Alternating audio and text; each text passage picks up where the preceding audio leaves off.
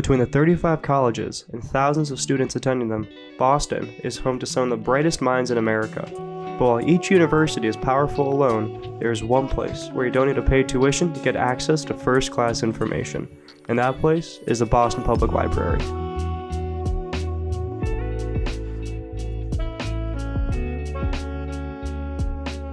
The BPL holds more than 23 million items, ranging from maps to books to manuscripts and even to drawings dating back to the 10th century. This massive collection makes the BPL the second largest library in the country, falling just behind the Library of Congress. And the best part is, most of the library's impressive inventory is available to take home by anyone at any time. Despite the fame and status surrounding the library today, there was a time where the city of Boston didn't want a united public library at all. In 1826, it was initially proposed, but failed to gain any interest or financial backing. It took a similar path back then that it takes now. People objected to it because it would cost money. And where was that money going to come from?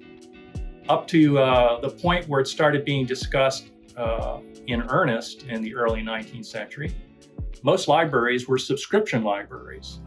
Ben Franklin, for instance, you can call him the father of public libraries, but not free public libraries. He charged a nominal fee in order to access the library. This idea is not anything new either. Dating back to antiquity, the Library of Alexandria, one of the world's first massive libraries, was perceived as being for the public, but was actually limited to approved scholars and public officials. Nonetheless, the institution inspired the creation of many like it, but kept knowledge behind closed doors. However, that would all change with the introduction of a French performer named Alexander Vademar. Vademar was a traveling performer from Europe who was also a recognized philanthropist.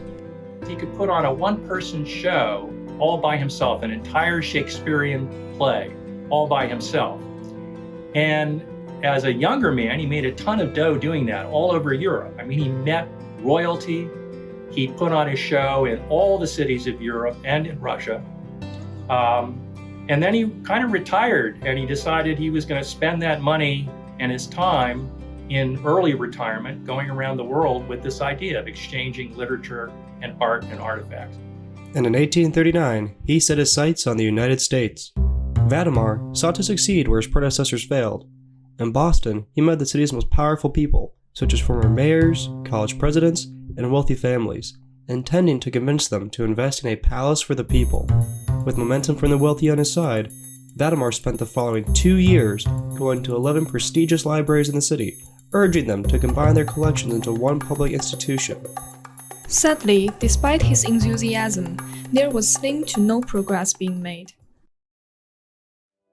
Vademar, with his back against the wall, realized he needed something big to spark excitement for the library. Over the next decade, Vademar would arrange 3 monumental gifts from the city of Paris, each one containing rich historical volumes, maps, and graphics that best represented French culture. And on top of this, Vademar even donated some of his personal collection as a sign of his commitment to Boston. So what was happening as Vademar was suggesting this and people were buying into this idea, people started asking the practical question, where are we going to store this stuff? If we exchange literature and artifacts and pieces of art with other countries, where are we going to display it? There has to be a place for it. With those gifts in hand, the library began to materialize, with growing interest in the collection leading to a massive amount of donations. By the early 1850s, over $65,000, the equivalent of $2.3 million today, all from Boston's own citizens, had been raised. At last, Vademar's dream came true. And in 1852, the city of Boston finally issued an ordinance to establish the library. Then, 2 years later, on March 20th, 1854, the Boston Public Library officially opened to the public. Josiah Quincy, who was a mayor of Boston and president of Harvard, stated, "We have listened with great delight to Mr. Vademar's plan of forming a great literary and scientific institution in this city. We think such an institution would benefit the great body of the people.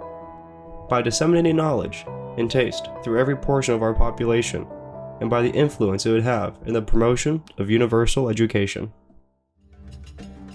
Looking back in time, for Alexandria, The library transformed the city into the knowledge capital of the world.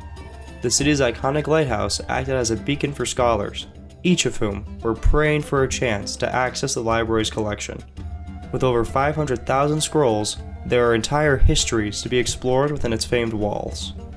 Though it is now destroyed, the library acted as a catalyst, launching Alexandria into new heights.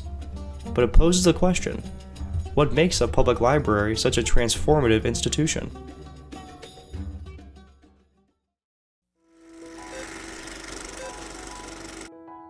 A public library is a platform, a place where anybody, no matter their background, is able to access knowledge to learn and grow. Libraries are able to foster creativity and curiosity in ways other institutions cannot. While one can rest under the trees in the commons, or explore the city on the subway, the library can transport citizens across space and time to new worlds that are otherwise intangible. With a public library of its own, Boston could become a beacon.